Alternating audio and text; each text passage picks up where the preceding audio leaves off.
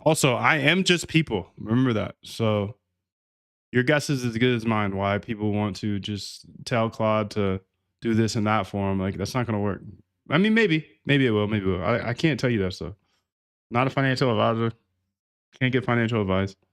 All I can do is look out for myself, and I'll do it live. And if you think what I'm cooking is fire, then let's cook. But if not, then get cooked.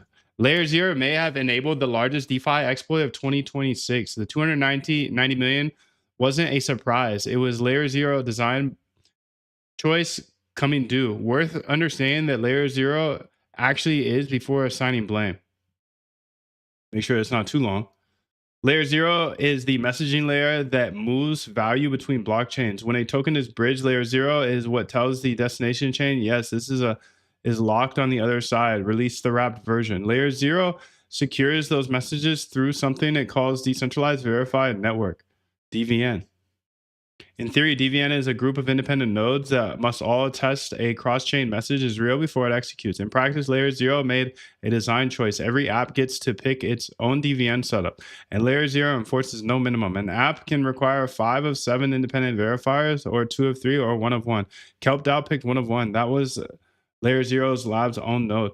Lazarus linked attackers then did what competent attackers do with single point failure. They poisoned the RPC nodes that Layer Zero Labs DVN uses to read blockchain state, fed it fake transaction data, DDoS the clean ones, so DVN had no choice but to trust the poison feed. The DVN signed, the message looked real, 116,000 RS ETH, walked out one transaction. Now look at the name. Decentralized implies no single party controls it. Layer Zero controlled this one.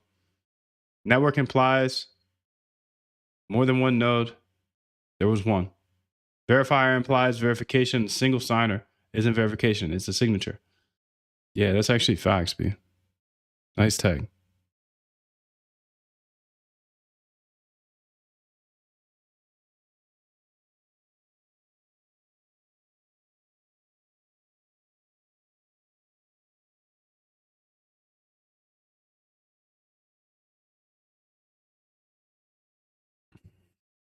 Bow, bow, bow. Dun, dun, dun, dun, dun.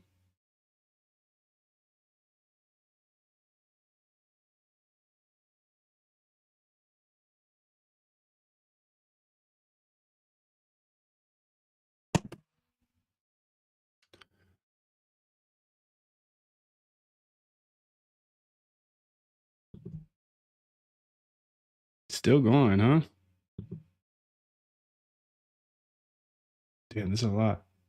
How do you fill the $292 million hole with 50 million? You don't. Cleanly realistic. 50 million treasury. Roden lost 625 million. Binance wrote a check. So somebody needs to write a check is the thing. So who's going to write the check? Hyperliquid, House of Finance, step up. They can't do that though, unfortunately.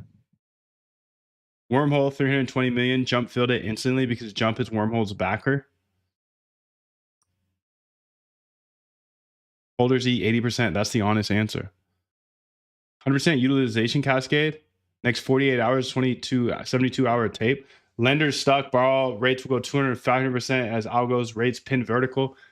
Looped RS ETH positions 3 to 5x. Common on Morpho.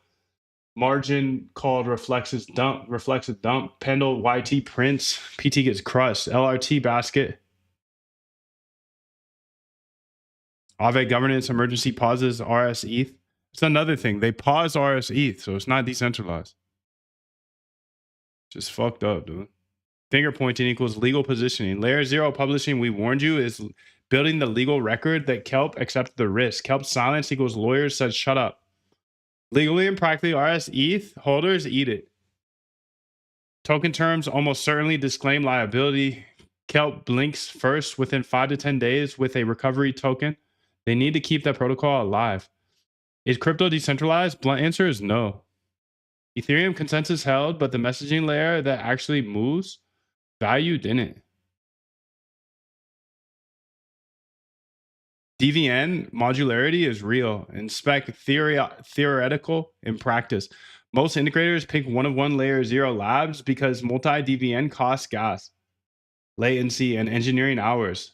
This was a configuration failure, misquerying as a protocol failure. Which is worse? The bad config was the default. Modular security that nobody uses properly equals decentralization theater. Same story as Ethereum rollups that are all single sequencer. So how did Lazarus get the 2-op clusters? Because they won't say. Layer 0 won't say. Social engineering and SRE highest. So probably a faked LinkedIn, malicious coding test, NPM pip. As Jane has been saying, thank you, Jane, for keeping us aware on the cutting edge of security. SSH keys, AWS SSO, kube config.